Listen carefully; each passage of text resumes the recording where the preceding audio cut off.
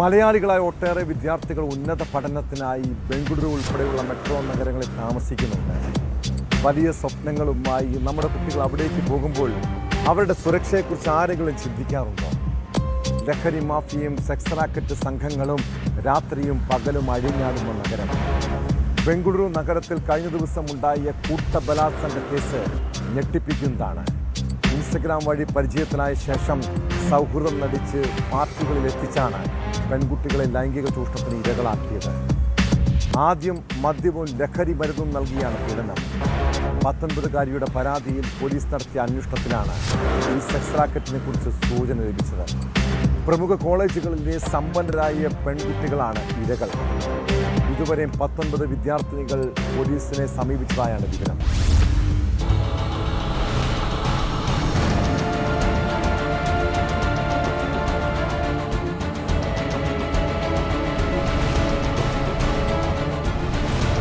പാർട്ടിക്കെത്തുന്ന പെൺകുട്ടികൾക്ക് ആദ്യം മദ്യവും ലഹരിമരുന്നും നൽകും.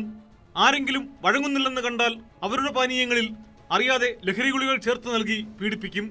നിഖിലും ഡിക്സൺ സാന്ദ്രയും അടങ്ങുന്ന സംഘം ഇങ്ങനെയാണ് പെൺകുട്ടികളെ പീഡിപ്പിച്ചിരുന്നതെന്നാണ് പോലീസിന്റെ കണ്ടെത്തൽ.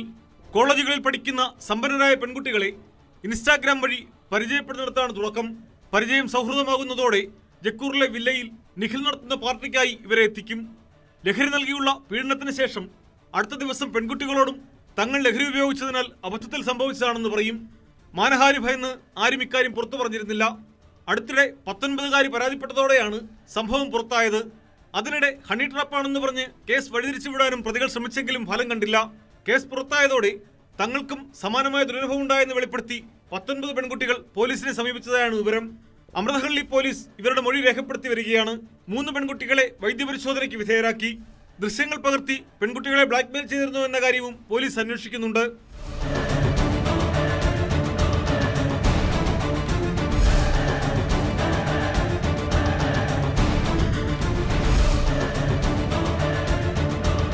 റാക്കറ്റിൽ വേറെയും യുവാക്കളുള്ളതായാണ് പോലീസ് വ്യക്തമാക്കുന്നത്.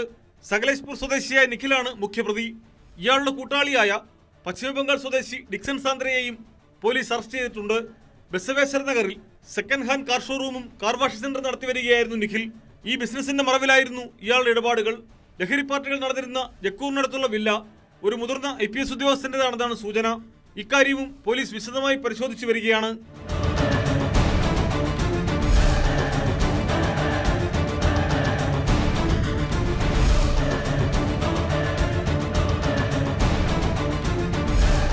ന്യൂസ് 18 ബംഗളൂരു.